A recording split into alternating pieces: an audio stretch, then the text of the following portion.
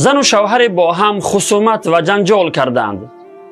زن خیلی عصبانی شده در حالت خشم و غضب لباسهایش را جمع کرده میخواست در جامدان گذارد و به خانه پدر و مادرش برود.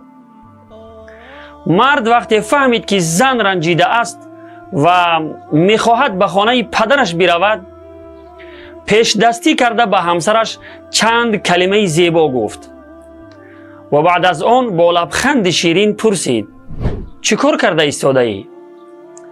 زن هم در جواب گفت: لباسهای زمستانه را تخت می کنم و لباسهای تابستانه را می برارم. بله، واقعا دل زنها خیلی نازک است که تیز می رنجند، ولی با یک دو سخن نرم و شیرین و لبخند زیبا راضی می شوند و گذشته را فراموش می کنند. جوان مردان مسلمان، احترام زن، مادر، دختر و خواهر دلیل بزرگی و نهایت مردانگی است و تحقیر و اهانت بر زن دلیل پستی و فرومایگی مرد است.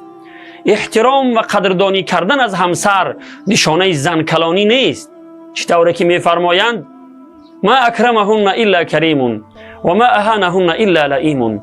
تنها انسان‌های کریم و بزرگوار زنان را احترام می‌کنند و فقط مردهای پست و فرومایه زنان را تحقیر و اهانت و بی احترامی می‌کنند. پس ای جوان مردان مسلمان، زنان را تحقیر و اهانت و ظلم و ستم نکنید و پستی و فرومایگی خود را نشان ندهید. پیامبر خدا صلی الله علیه و سلم تحقیر و اهانت کجا با هیچ زنی با عصبانیت و خشم و غضب سخن نگفتند، چه همسران خود و چه دختران و چه زنان مسلمان. جوان مرد مسلمان، همسرت به سخنان شیرین و لبخند زیبای تو خیلی سخت نیاز دارد.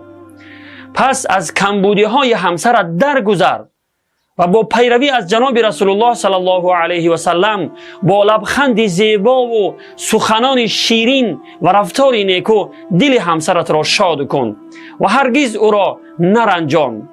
در این کار برایت اجر و ثواب است. و السلام علیکم و رحمت الله و برکاته.